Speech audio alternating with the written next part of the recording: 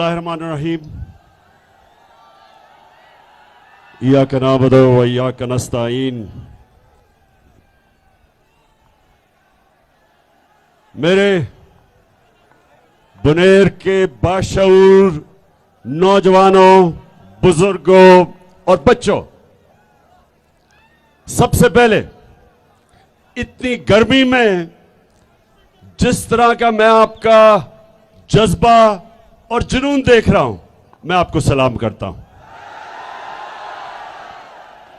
मेरे तो 21 साल खेलों की ग्राउंडों के ऊपर गर्मी की आदत पड़ गई, लेकिन मैं आपको मानता हूं कि इस दोपहर की गर्मी में इस तरह आप जुड़े हुए और साथ साथ खड़े हैं। मैं आपके जज्बे को फिर से खराज तहसीन पेश करता हूं। अच्छा, मेरे बुनेर के बाशऊर लोगों,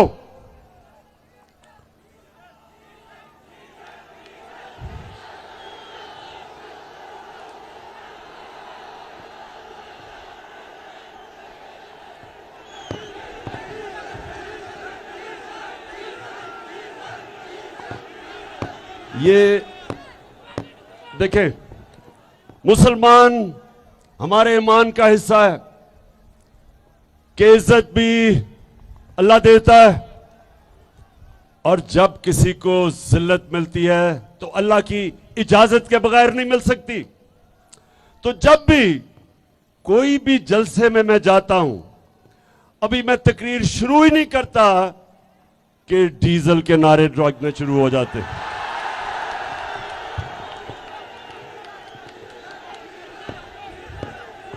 फजल रहमान, आप कभी भी तो आराम से बैठ के कभी बैठ के सोचे कि ये अल्लाह ने आपको इतनी जिल्लत दी क्यों है?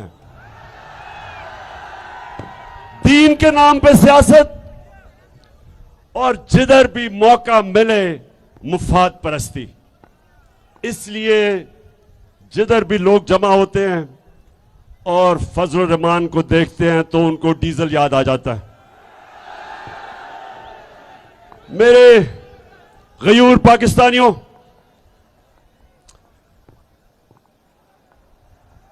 क्योंकि यहां बुनेर के लोग ऐसे हैं जो बाहर काम करके, मेहनत करके पाकिस्तान में पैसा भेजते हैं। वो समझते हैं कि दुनिया में इस वक्त हालात क्या हैं, और वो बैरून मुल्क पाकिस्तानी खास तौर पे समझते हैं कि जिस किस्म की बैरूनी साजिश के तहत ये इंपोर्टेड हुकूमत हमारे ऊपर मसल्लत हुई, कभी बैरून मुल्क पाकिस्तानियों ने इस तरह के एहतजाज नहीं किए। अमेरिका में, इंग्लैंड में, यूरोप में जिधर पाकिस्तानी थे, उन्होंने इस इंपोर्टेड हुकूमत के खिलाफ एहतजाज किए, और उन्होंने मुत्तहिद होके एक आवाज लगाई कि इंपोर्टेड हुकूमत नामंजूर। अब मैं आपको, क्योंकि आप बाशऊर नौजवान हैं, मैं देख रहा हूं सियासत आप समझते हैं, थोड़ा सा मैं अब आपको बताता हूं कि ये किस किस्म की साजिश हुई, क्यों हुई। हिंदुस्तान और इस्राइल, ये वो दो मुल्क हैं जो सबसे ज्यादा चाहते हैं कि पाकिस्तान कमजोर हो और टूटे, और इनके साथ मुझे अफसोस से कहना पड़ता है कि अमेरिका भी, वो भी नहीं देखना चाहता एक मजबूत पाकिस्तान। इन तीनों ने मिलकर साजिश की। जब हमारी हुकूमत कराई गई, नौजवानों गौर से सुनो, जब हमारी हुकूमत कराई गई तो खुशियां किधर बनी? हिंदुस्तान में, हिंदुस्तान के अखबारों में, मीडिया पे ऐसे खुशी हुई कि जिस तरह शहबाज शरीफ नहीं था, शहबाज सिंह था। यानी उन्होंने उसको अपना बना लिया। क्योंकि शरीफ खानदान के बड़े गहरे ताल्लुकात हैं हिंदुस्तान की बिजनेस कम्युनिटी से। नरेंद्र मोदी घर में शादी पे बुलाया गया, खास तौर पे मोदी को बुलाया गया। वो आदमी जिसने सबसे ज्यादा मुसलमानों के ऊपर हिंदुस्तान में जुल्म किया, उसको इस शरीफ खानदान ने अपने घर शादी पे बुलाया। ये वो लोग हैं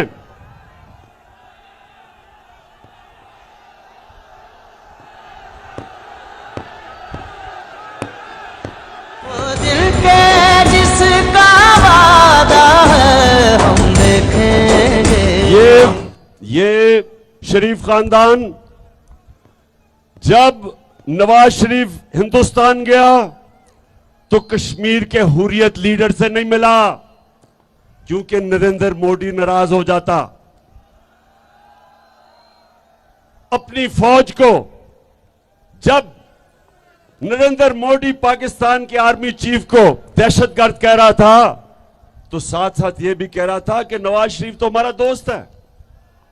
और कभी नवाज शरीफ ने नरेंद्र मोदी के खिलाफ एक बात नहीं की। कुलभूषण यादव उसके मुंह से नहीं निकला। और ये वो लोग हैं जो आज हिंदुस्तान समझता है कि उनकी एक ऐसी हुकूमत आ गई कि बस अब पाकिस्तान कंट्रोल में आ गया। दूसरी तरफ आसिफ जरदारी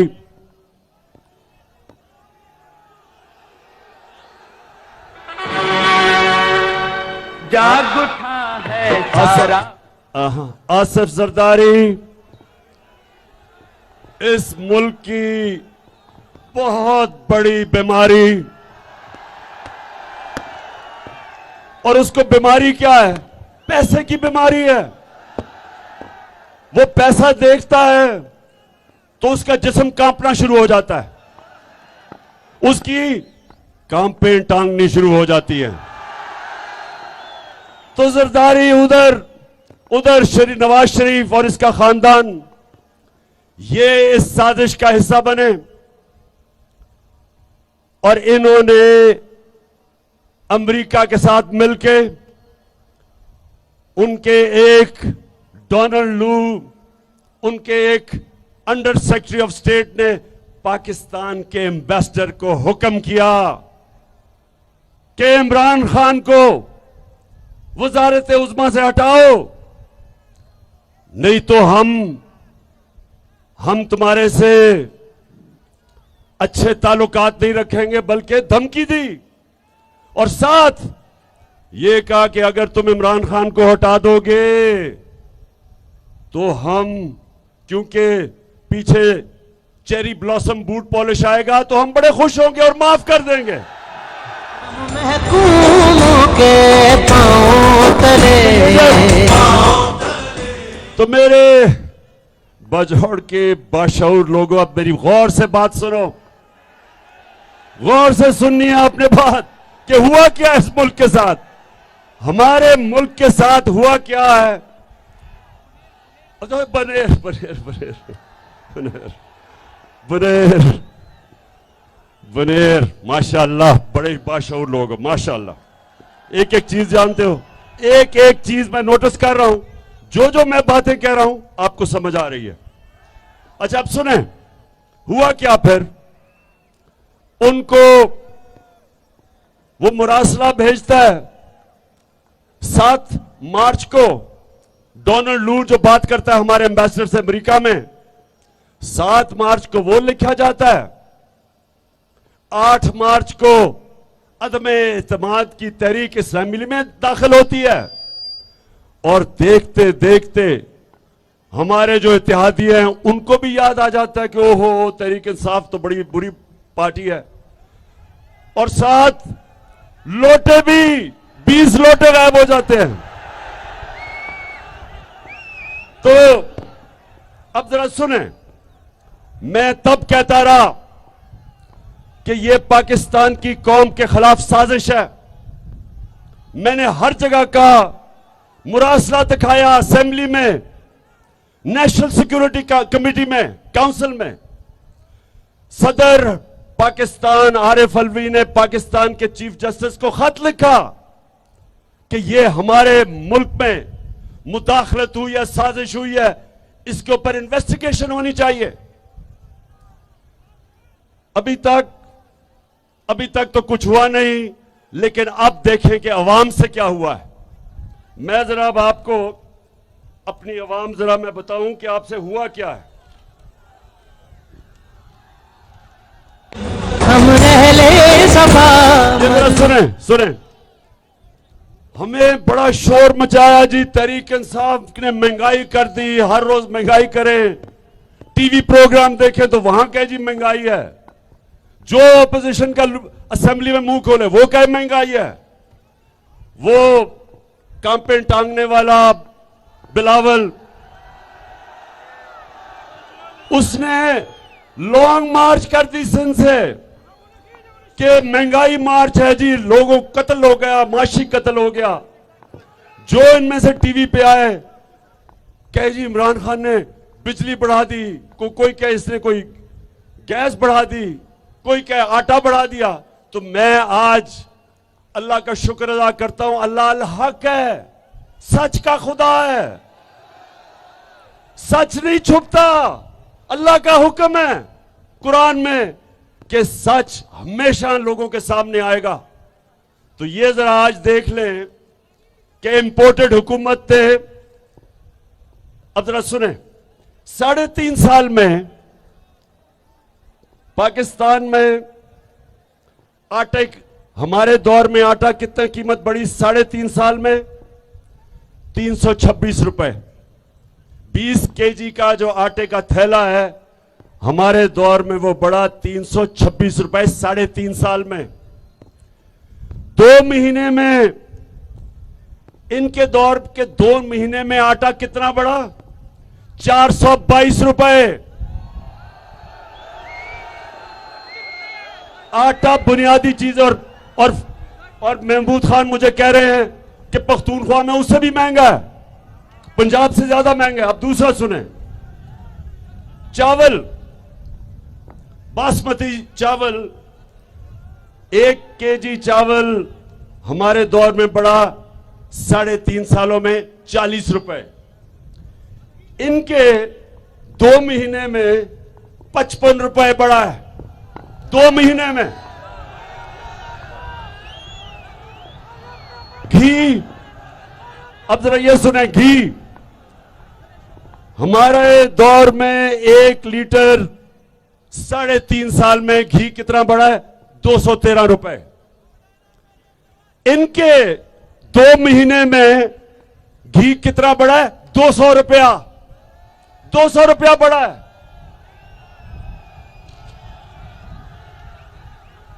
200 रुपए पर केजी। हाँ, केजी। अच्छा जी, आगे आ जाए। सब्जियां और फल हमारे दौर में 1 केजी सब्जियां और फल, 1 केजी हमारे दौर में 3% बढ़े। इनके 2 महीने में 27% बढ़े। आगे आ जाए। अब जरा ये सुने, पेट्रोल 1 लीटर हमारे 3.5 साल में 56 रुपए 90 पैसे बढ़ा 3.5 सालों में। इनके 2 महीने में कितना बढ़ा है? 60 रुपए। 60 रुपए बढ़ गया 2 महीने में। लेकिन एक लीटर फजल रहमान कितना बढ़ा है? हमारे जमाने में 1 लीटर फजल रहमान 50 रुपए 70 पैसे बढ़ा है। इनके 2 महीने में 60 रुपया फजल रहमान बढ़ गया। और ये जो अभी मेरी कौम को इन गर्मी में, जो अब एक तो लोड शेडिंग है, इंतहा की लोड शेडिंग है, लेकिन अब जो असल लोगों के ऊपर जो बिजली की कीमत का बम फटने लगा है, वो आप जरा सुन लें। हमने अपने 3.5 साल में 1 यूनिट बिजली 6 रुपए बढ़ाई, 6 रुपए। इन्होंने 2 महीने में बिजली 10 रुपए बढ़ाई है यूनिट।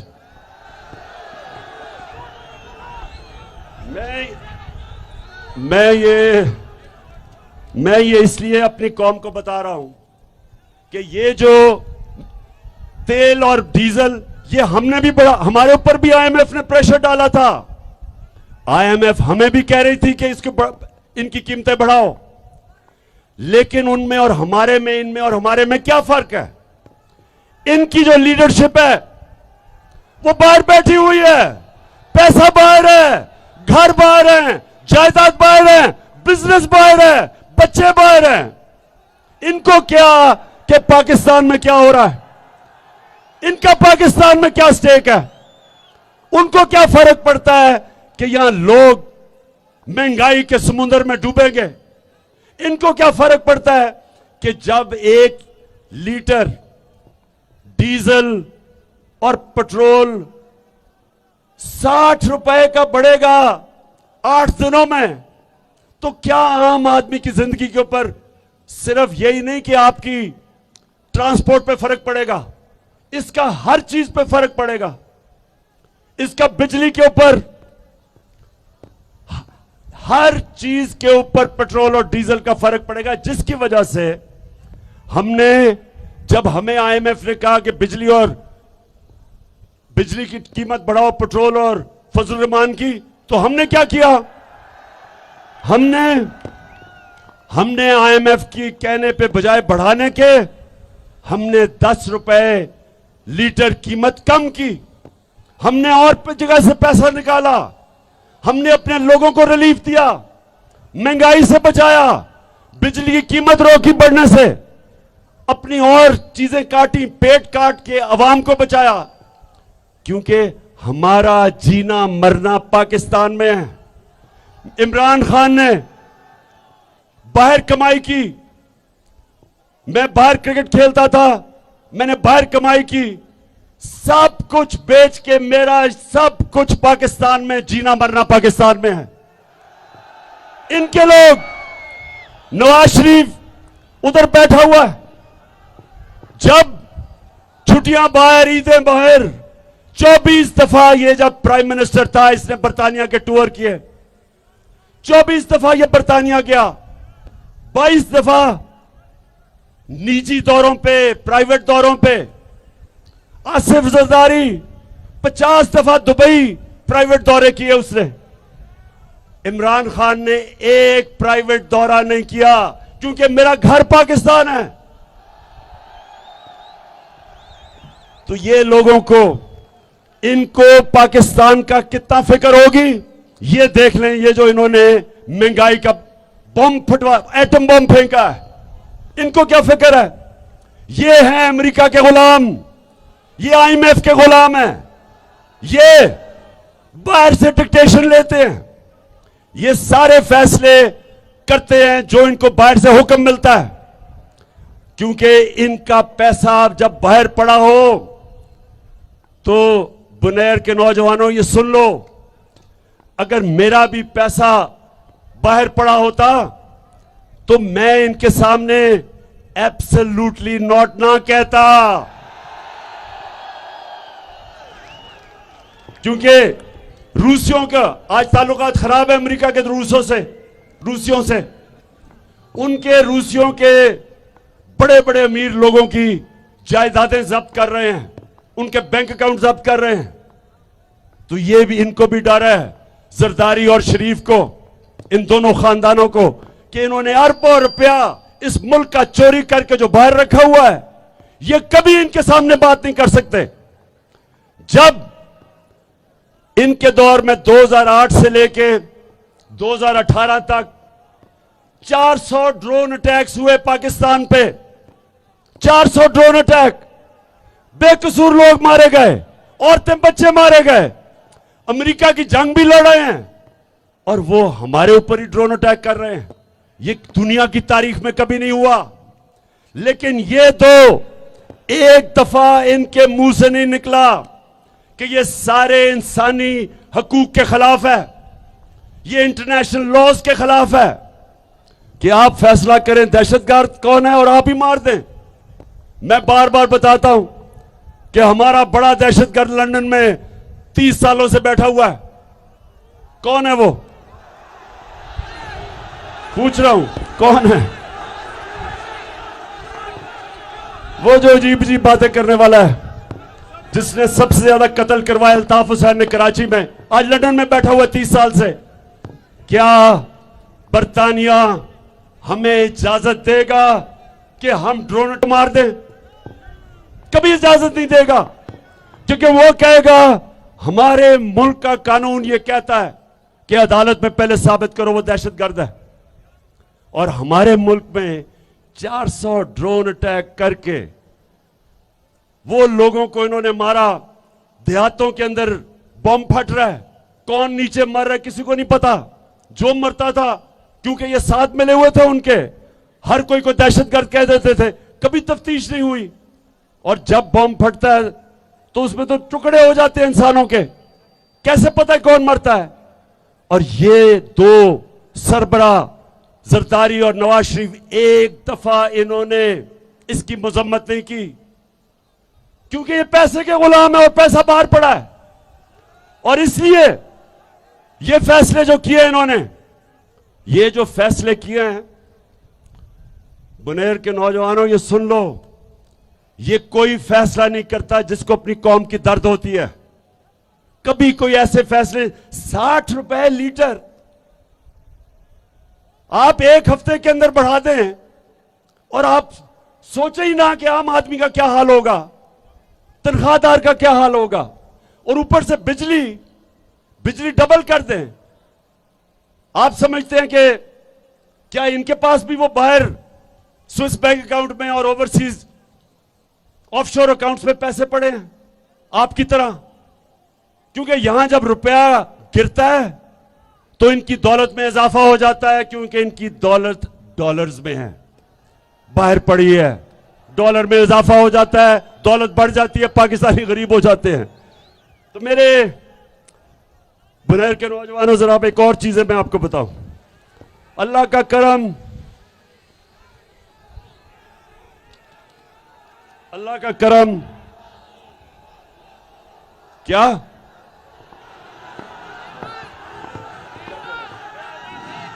समझिए आप।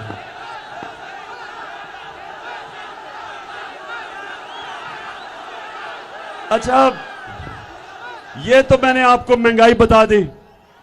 अब जरा गौर से, क्योंकि आप शऊर वाले नौजवान हो, बड़े गौर से सुनो कि हमारी माइशत को क्या हुआ है। बुनेर, ये जरा नौजवानों सुनना है आपने। जब हमारी हुकूमत थी, आखिरी 2 सालों में पाकिस्तान की दौलत में जो इजाफा हुआ, इसके बावजूद कि पाकिस्तान में कोरोना, बल्कि दुनिया में कोरोना तबाही मचा रहा था, कोरोना वायरस की वजह से दुनिया में कितनी तबाही थी, और इसके बावजूद कि जो हमें हुकूमत मिली थी वो बैंकरप्ट हुई थी, पैसा ही नहीं था, खजाना खाली था। उस दौर में हमें हुकूमत मिली, ऊपर से कोरोना आ गया। सुने जरा, आखिरी 2 साल में अल्लाह का करम है, इंसान कोशिश करता है, कामयाबी तो अल्लाह देता है। आखिरी 2 सालों में पाकिस्तान की जो दौलत का में इजाफा हुआ, जीडीपी ग्रोथ रेट जैसे कहते हैं, 5.6% था तीसरे साल में, और चौथे साल में 6% इजाफा था।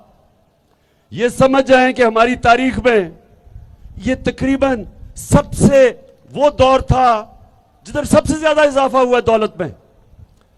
इस दौर में हमने जो किसानों की मदद की, हमारी जो 5 बड़ी फसलें हैं उनमें रिकॉर्ड पैदावार हुई, क्योंकि हमने किसानों को पैसा पूरा दिलवाया। जो गन्ने के किसान थे उनको बेचारों को पैसा नहीं मिलता था, शुगर माफिया इजाफा था। यह समझ जाएं कि हमारी तारीख में करीबन सबसे वो दौर था जिधर सबसे ज्यादा इजाफा हुआ दौलत में। इस दौर में हमने जो किसानों की मदद की, हमारी जो 5 बड़ी फसलें हैं उनमें रिकॉर्ड पैदावार हुई, क्योंकि हमने किसानों को पैसा पूरा दिलवाया। जो गन्ने के किसान थे उनको बेचारों को पैसा नहीं मिलता था, शुगर माफिया इजाफा था। यह समझ जाएं कि हमारी तारीख में करीबन सबसे वो दौर था जिधर सबसे ज्यादा इजाफा हुआ दौलत में। इस दौर में हमने जो किसानों की मदद की, हमारी जो 5 बड़ी फसलें हैं उनमें रिकॉर्ड पैदावार हुई, क्योंकि हमने किसानों को पैसा पूरा दिलवाया। जो गन्ने के किसान थे उनको बेचारों को पैसा नहीं मिलता था, शुगर माफिया इजाफा था। यह समझ जाएं कि हमारी तारीख में करीबन सबसे वो दौर था जिधर सबसे ज्यादा इजाफा हुआ दौलत में। इस दौर में हमने जो किसानों की मदद की, हमारी जो 5 बड़ी फसलें हैं उनमें रिकॉर्ड पैदावार हुई, क्योंकि हमने किसानों को पैसा पूरा दिलवाया। जो गन्ने के किसान थे उनको बेचारों को पैसा नहीं मिलता था, शुगर माफिया इजाफा था। यह समझ जाएं कि हमारी तारीख में करीबन सबसे वो दौर था जिधर सबसे ज्यादा इजाफा हुआ दौलत में। इस दौर में हमने जो किसानों की मदद की, हमारी जो 5 बड़ी फसलें हैं उनमें रिकॉर्ड पैदावार हुई, क्योंकि हमने किसानों को पैसा पूरा दिलवाया। जो गन्ने के किसान थे उनको बेचारों को पैसा नहीं मिलता था, शुगर माफिया इजाफा था। यह समझ जाएं कि हमारी तारीख में करीबन सबसे वो दौर था जिधर सबसे ज्यादा इजाफा हुआ दौलत में। इस दौर में हमने जो किसानों की मदद की, हमारी जो 5 बड़ी फसलें हैं उनमें रिकॉर्ड पैदावार हुई, क्योंकि हमने किसानों को पैसा पूरा दिलवाया। जो गन्ने के किसान थे स्टॉक को बेचारों को पैसा नहीं, 10% नीचे गिर चुकी है। इसका मतलब 700 अरब रुपया स्टॉक मार्केट से निकल चुका है। और फिर जो सूद है 15.5% सूद पहुंच गया है। ये 98 के बाद सबसे ज्यादा पाकिस्तान में सूद है, जो अब हमारी इंडस्ट्री को अफेक्ट करेगा, बिजनेसेस को अफेक्ट करेगा। तो मैं ये इसलिए कह रहा हूं कि ये जो अब हमारे हालात हैं, हम जब ये छोड़ के गए थे नून लीग वाले, और जब ये इनके 2 दौर में हमेशा पाकिस्तान की एक्सपोर्ट्स वहीं की वहीं रह जाती है। दौलत में तो तब इजाफा होता है जब एक्सपोर्ट्स बढ़ती है, लेकिन जो अब हालात हैं, जो इंटरनेशनल एजेंसी जिसको मूडीज कहते हैं, जो फैसला करती है कि हुकूमत की माइशत की क्या हालात है, हम जब आए थे हमारे मूडीज ने माइनस ग्रेडिंग दी हुई थी, हम उसको लेके गए स्टेबल पे, अब फिर वो नीचे आ गई है। इसका मतलब कि पाकिस्तान के लिए कर्जे लेना बहुत मुश्किल होगा, बाहर के बैंकों से कर्जे, क्योंकि उन्होंने रेटिंग नीचे कर दी। ये सिर्फ 2 महीने में हुआ है। तो मैं आज पूछना चाहता हूं, मैं आज अपने उन लोगों से पूछना चाहता हूं, हमारे मुल्क के न्यूट्रल से पूछना चाहता हूं कि जब आपने फैसला किया कि हम न्यूट्रल हो जाते हैं, बिस्मिल्लाह, बहुत अच्छी चीज है, लेकिन मैंने आपको बताया था तब कि हमारे जिधर माशी हालात खड़े हैं, इसमें अगर ये जो साजिश जो मैं सुन रहा हूं हो रही है, अगर ये कामयाब हो गई तो हमारे मुल्क की माइशत को बहुत नुकसान होगा। मैंने शौकत तरीन हमारे फाइनेंस मिनिस्टर को भी कहा कि उनको आगाह करो कि ठीक है न्यूट्रल बड़ी अच्छी चीज है, लेकिन मुल्क की सालमियत भी बड़ी जरूरी है। मुल्क अगर मजबूत होगा तो हम अपना दिफा कर सकते हैं। अगर मुल्क की माइशत अगर वो गिरना शुरू हो जाए, तो मैं बार बार सोवियत यूनियन की मिसाल देता हूं। दुनिया की 2 सबसे ताकतवर मुल्क थे, अमेरिका और सोवियत यूनियन। दुनिया की 2 सबसे ताकतवर फौजें थी, अमेरिका की और सोवियत यूनियन की। लेकिन जब सोवियत यूनियन की माइशत जब वो नीचे गई तो मुल्क टूट गया, सोवियत यूनियन टूट गई। तो मैं आज अपने न्यूट्रल्स को यह कहना चाहता हूं कि देखें, ये जो बातें कर रहे हैं कि जनाब इमरान खान के ऊपर गद्दारी का मुकदमा चलाया जाए, पहले मुझे जरा इन लोगों से सबसे पूछता हूं मैं कि लोग क्या ये जरदारी और नवाज शरीफ मेरे पे गद्दारी का मुकदमा चलाएंगे? वो लोग जिनका है ही सब कुछ पाए, क्या वो लोग जो एक जरदारी हुसैन हक्कानी के साथ अमेरिकनों को कह रहे हैं कि मुझे पाकिस्तानी फौज से बचा लो, वो मेरे पर मुकदमा करेगा गद्दारी का? और क्या वो नवाज शरीफ जो इस मुल्क में सजाए याफ्ता, जो पकड़ा गया पनामा के अंदर, जो इसने बेटी के नाम पे 4 अरबों रुपए की प्रॉपर्टीज लंदन में ली थी, सजाए याफ्ता, मफरूर, झूठ बोल के बाहर भागा हुआ, क्या वो मुझे फैसला करेगा कि मैं गद्दार हूं? मैं आज सारे अपने पाकिस्तानियों से कहना चाहता हूं कि देखें, ये जो साजिश है ये इमरान खान के खिलाफ सिर्फ इसलिए है कि इमरान खान अगर हटता है रास्ते से तो रास्ता साफ हो जाता है इस तरह के लोगों की जो इस मुल्क का टूट के बाहर लेके जाए। ये वो लोग हैं जो 30 साल से हुकूमत कर रहे हैं। पाकिस्तान में 2 खानदानों ने 30 साल हुकूमत की है, शरीफ और जरदारी खानदान ने, और मुल्क को मकरूज इमरान खान ने किया। 30 साल आपने हुकूमत की है, हमने मुल्क को उधर से ऊपर निकाल के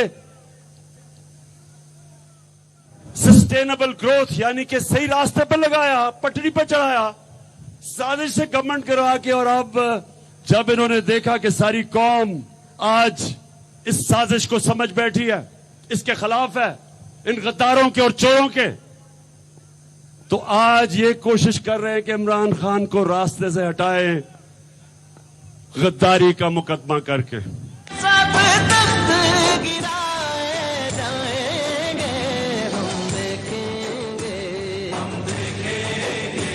लाजिम है कि हम भी देखेंगे, हम देखेंगे। जब IMF ने हमारे पे भी जोर लगाया कि ये कीमतें बढ़ाओ, अवाम पे खर्चे कम करो, हमने IMF का प्रेशर बर्दाश्त किया। और ये याद रखें, हम वो मुल्क हैं जिसने पहली दफा इस मुल्क की तारीख में जो सबसे बड़ा फलाई काम, सेहत कार्ड, जो हर खानदान को हम हेल्थ इंश्योरेंस दी कि कोई भी जाके किसी भी अस्पताल में अपना इलाज करवा सके, ये कभी पाकिस्तान की तारीख में ऐसा काम नहीं हुआ। बजाय ये कि खर्चे कम करते, हमने सेहत कार्ड लेके आए। पंजाब के अंदर 400 अरब रुपए का सबसे बड़ा प्रोजेक्ट। फिर हमने एहसास प्रोग्राम से निचले तबके की मदद की, औरतों को हुनर, पैसे, जो सबसे गरीब तबका था उनको पहुंचाए। फिर कामयाब जवान पे सस्ते कर्जे, बल्कि सूद के बगैर कर्जे, और घरों के लिए सूद के बगैर कर्जे दिए। बजाय हम लोगों पे बोझ डालते, हमने लोगों से बोझ कम किया। और उधर फिर पेट्रोल और डीजल के ऊपर हमने सब्सिडी दी, बोझ कम किया लोगों पे। वो इसलिए कि हमारा जीना मरना पाकिस्तान में है। मैं किसी इंपोर्टेड हुकूमत का, किसी बाहर की सुपर पावर के सामने घुटने टेकने वाला नहीं हूं। और राजी करेगी खल्क़े खुदा, जो मैं भी हूँ और तुम भी हो, हम देखेंगे, लाजिम है कि हम भी देखेंगे, हम देखेंगे। अब ये मैं आगे आपको बता दूं कि ये इंपोर्टेड हुकूमत क्या करने लगी है। माइशत की तो इनको भी तैयारी नहीं थी। बिल्कुल तैयारी के बगैर ये पहुंचे और वो देख ही लिया मायशत का हाल। लेकिन ये करने क्या जा रहे हैं, ये जरा सारी कौम के सामने, क्योंकि मैंने अपना लाएमल भी दूंगा आखिर में, सारी कौम समझ ले कि ये क्या करने जा रहे हैं। सबसे पहले अपने करप्शन के केसेस खत्म करने जा रहे हैं, नैब को खत्म करने जा रहे हैं, जिधर अरबों रुपए के इनके ऊपर करप्शन के केसेस वो खत्म हो जाएंगे। शरीफ खानदान पे 40 अरब रुपए के करप्शन के केस है। आसिफ जरदारी के ऊपर ओमनी ग्रुप के फेक अकाउंट्स के केसेस पड़े हैं, सब माफ हो जाएंगे, सबको एनआरओ मिल जाएगा। वो जो अभी तुर्की में चेरी ब्लॉसम बूट पॉलिश, उधर अभी तुर्की गया हुआ था, तो सदर अर्दोगान के खाने पे उसने अपने बेटे को वहां बैठाया हुआ था, जो कि मफरूर है या भागा हुआ है यहां से, क्योंकि मकसूद चपड़ासी के केस में फंस रहा था, एफआईए के, मुल्क छोड़ के भागा हुआ है। उसको उसने इंग्लैंड से बुलाया। और इतनी शर्म की बात है कि एक बायर के सदर के सामने एक मफरूर को बैठाया हुआ था। मफरूर, ये याद रखें, कोई भी मफरूर किसी भी शहरी के सामने जाए तो वो उसको हवालत में ले सकता है। आपको पता होना चाहिए कि वो उसको अरेस्ट कर सकता है। तो वो वहां सदर के साथ बैठा था। और इससे क्या साबित होता है कि ये जब से चोर आए हैं, इस मुल्क की अखलाकियात भी तबाह। ये मजाक उड़ा रहे हैं पाकिस्तान के इंसाफ के निजाम का, सारे केसेस खत्म करवा रहे हैं। और पाकिस्तान का इंसाफ का निजाम सिर्फ वो हो जाएगा जिधर छोटा चोर जेलों में जाएगा और बड़े बड़े डाकू बड़े बड़े ईवानों में बैठेंगे। हमारे नबी सल्लल्लाहु अलैहि वसल्लम ने कह दिया था, यह मैं सारी कौम को बार बार बताता हूं, उन्होंने कहा कि जो कौम ताकतवर मुजरिम को सजा नहीं दे सकती और सिर्फ छोटे चोरों को जेलों में डालती है, वो कौम तबाह हो जाती है। जिस कौम में इंसाफ नहीं होता वो तबाह हो जाता है। तो इसलिए हम सब ने मिलकर इनके खिलाफ जहाद लड़नी है, इनसे आजादी की जहाद लड़नी है, हकीकी आजादी लेनी है इनसे।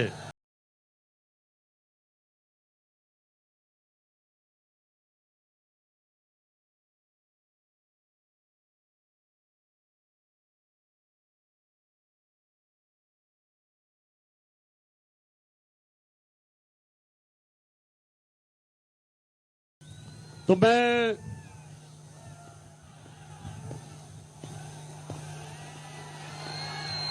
क्या चीज, अच्छा सुने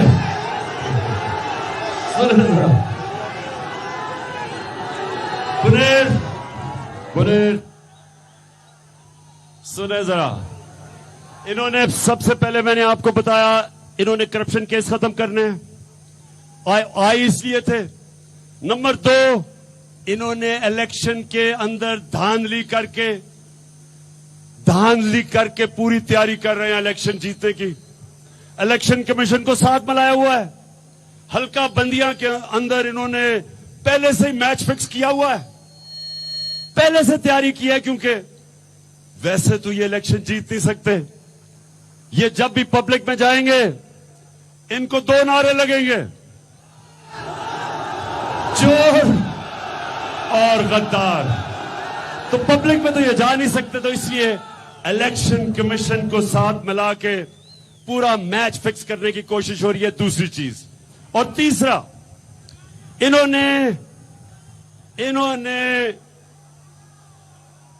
इन्होंने पुलिस को साथ मिला के झूठे केसेस बना के इन्होंने पूरा कोशिश की है कि अब ऑपोजिशन को ये क्रश कर दे, तबाह कर दे, दबा दे। कभी जो जुल्म हुआ था, जो 25 को और 26 की रात को जिस तरह पुलिस ने जुल्म किया है, कभी किसी जमहूरी गवर्नमेंट के दौर में इस तरह का जुल्म नहीं हुआ। 2 दफा ऐसे जुल्म हुए थे, दोनों दफा मार्शल लॉ था। कभी जमहूरियत के अंदर इस तरह का जुल्म मैंने नहीं देखा। जिस तरह इन्होंने शेलिंग की, पता था कि सामने औरतें, बच्चे, फैमिलीज, कोई इन्होंने बेदर्दी से जो शेलिंग की, ऐसे आप सीन मकबूजा कश्मीर में देखते हैं जिधर हिंदुस्तान कश्मीरियों के ऊपर जुल्म करता है। ऐसे सीन जो जनरल डायर ने, जब गुलाम हिंदुस्तान था अंग्रेजों का 1919 में, उसने लोगों के ऊपर इस तरह जुल्म किया था। कभी अपने शहरियों के ऊपर कोई ये नहीं करता। और ये इन्होंने किया क्यों था? एक वजह से, दहशत फैलाने के लिए, खौफ फैलाने के लिए।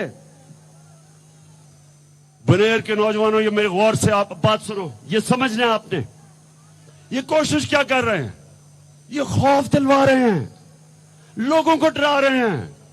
झूठे केसेस थानों में, पुलिस घरों के अंदर घुस गई, ना चादर ना चार दीवारी की परवाह की, उधर घुस के इन्होंने जुल्म किया लोगों पे, सिर्फ एक वजह से, खौफ फैलाने के लिए, कौम को डराने के लिए। तो मैं नौजवानों, अपनी कौम को एक आज पैगाम देना चाहता हूं। गौर से मेरा पैगाम सुन लें।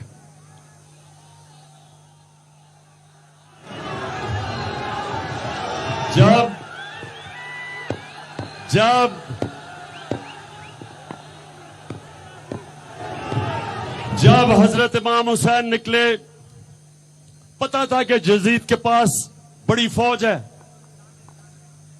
हक और सच के रास्ते पे जब निकले तो कूफा के लोगों को पता था कि हजरत इमाम हुसैन सच और हक पे खड़े हैं, लेकिन उन्होंने उनकी मदद नहीं की, क्योंकि वो यजीद से खौफजदा थे, यजीद के जुल्म से खौफजदा थे।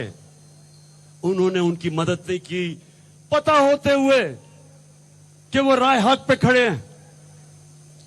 और वो सारी, जब तक क़यामत तक कूफा के लोग पछताएंगे कि क्यों नहीं उन्होंने उनकी मदद की, क्यों उन्होंने इतना बड़ा हमारी इस्लाम की तारीख में सान्या होने दिया। हमेशा वो पछताएंगे। और हर दौर में यजीद होते हैं पाकिस्तानियों, हर दौर में यजीद आते हैं, और हर दौर में एक कौम को मौका मिलता है कि राय हक पे खड़ी हो, यजीद का मुकाबला करे, जुल्म का मुकाबला करे, अमर बिल मारूफ पे चले। हर दौर के यजीद के सामने एक कौम के पास ये दो रास्ते होते हैं। एक, खौफ के बुत की पूजा करे और जुल्म के सामने ना खड़ा हो, और दूसरा, जहाद करे जुल्म के खिलाफ। तो मैं आज अपनी सारी पाकिस्तानी कौम को कहना चाहता हूं, यहां से बुनेर के बाशऊर लोगों के सामने मैं अपनी सारी कौम को पैगाम देना चाहता हूं कि ये है यजीद के मानने वाले। जिस तरह का जुल्म इन्होंने किया, मुझे तो बाद में खबरें आई हैं, मैं तो कंटेनर में था, मुझे तो पता ही नहीं क्या हो रहा था। मुझे तो अगले दिन पता चला आहिस्ता आहिस्ता कि इन्होंने किस किस्म का जुल्म किया है पाकिस्तान के शहरियों पे, जो सिर्फ अपना हक मांग रहे थे पुरअमन एहतजाज का। जिस तरह का तशद्दुद किया, कभी भी वो लोग जिन्हों में इंसानियत होती है, वो कभी अपने लोगों पे ऐसा तशद्दुद नहीं कर सकते। बल्कि मैं तो ये कहूंगा कि हम दूसरों के ऊपर भी कभी ऐसा जुल्म नहीं कर सकते जिस तरह इन्होंने औरतें, बच्चों के सामने टीयर गैस शेलिंग की, वो शेल इस्तेमाल किए जो दहशतगर्दों के खिलाफ होते थे। तो मैं अपनी आज कौम को, सारों को यहां से खड़ा होकर पैगाम दे रहा हूं कि मैंने इनका, जब तक मेरे में खून है, मैं इनका मुकाबला करूंगा इस वक्त के यजीदों का। लाजिम है कि हम भी देखेंगे, हम देखेंगे, लाजिम है कि हम भी देखेंगे, हम देखेंगे। और मैं सारी अपनी कौम को आज पैगाम दे रहा हूं कि मैं चाहता हूं कि आप इस इंपोर्टेड हुकूमत जो जुल्म के जरिए इस कौम को दबाना चाहती है। मैं सबको पैगाम दे रहा हूं कि अगर आज आप इस जुल्म का मुकाबला नहीं करेंगे, आपके बच्चों को आखिर में मुकाबला करना पड़ेगा और तब ज्यादा मुश्किल हो जाएगा। ये है टाइम। और मैं ये आप सबके सामने कहता हूं कि ये बात करते हैं कि जी हो इमरान खान के ऊपर केस कर दो, जेल में डालोगे। सुन लो, गौर से सुन लो। जेल तो छोटी चीज है, मैं तो अपनी जान की कुर्बानी देने के लिए तैयार हूं। उड़ जाएंगे हम महकूम। सुप्रीम कोर्ट ने, हम इंतजार कर रहे थे सुप्रीम कोर्ट का फैसला, ताकि मैं अनाउंस करूं कि जब हम फिर निकलने लगे। लेकिन मुझे अब सुप्रीम कोर्ट के फैसला एक ऐसा आया है कि मेरे वकीलों ने आज मुझे बताया कि थोड़ी आपको इंतजार करनी पड़ेगी, क्योंकि उस फैसले में कई ऐसी चीजें हैं जो अभी उसकी वजाहत होने वाली है। लेकिन मैं आज यहां खड़ा होकर अपने सुप्रीम कोर्ट को यह जरूर पैगाम देना चाहता हूं अपनी सारी कौम के सामने कि देखें, मैं तो वो पाकिस्तानी हूं जो 40 साल से मेरी कौम जानती है, मुझे 40 साल से जानती है कौम। मैंने आज तक ना कभी इस मुल्क का कानून तोड़ा है, ना मैंने कभी अपने लोगों को कहा कि इस मुल्क का कानून तोड़ो। हमेशा एहतजाज हमने पुरअमन किया। 126 दिन का धरना दिया, हमने सारे लोगों को पुरअमन रखा। हम कभी नहीं चाहेंगे कि हम इस मुल्क का कानून तोड़ें और हमारी कौम का अपनी सिक्योरिटी एजेंसीज के सामने, अपनी पुलिस, अपने रेंजर्स के सामने उनका क्लैश हो, उनमें इंतशार हो। क्योंकि रेंजर्स भी अपने हैं, पुलिस भी अपनी है, अवाम भी अपनी है, फौज भी अपनी है। इसलिए मैंने कभी ये नहीं कहा अगर हम तोड़फोड़ करते हैं अपने मुल्क का नुकसान होता है। क्योंकि मैं तो लंदन में नहीं रहता, मेरे तो बाहर असासे नहीं है, मेरा तो जीना मरना यहां है। तो इसलिए जो आपने कमेटी बनाई है, मैं अपने जजेस से यहां अपील करता हूं कि उस कमेटी के अंदर, वो सारी सरकारी कमेटी है, उसके अंदर मेहरबानी करें, बड़े एहतराम से मैं कहता हूं कि कोई सिविल सोसाइटी से लोगों को डालें, ताकि आपको दूसरी तरफ से पता तो चले इन्होंने किया क्या हमारे साथ। अगर आप सारे सरकारी कमेटी बना देंगे तो वो तो आप बेहतर हैं, सुप्रीम कोर्ट तो बेहतर जानता है कि जब तक दोनों तरफ से राय ना मिले तो फैसला नहीं जज करता। तो मेरा बस एक ये था। और अपनी कौम के लिए आखिर में, बुनेर के लोगों मेरी बात सुन लो, क्या ना, मैं आपको कॉल दूंगा और आपने सबने आना है और हमने अपनी हकीकी आजादी की जंग जब तक हम जिंदा हम लड़ते रहेंगे। पाकिस्तान जिंदाबाद।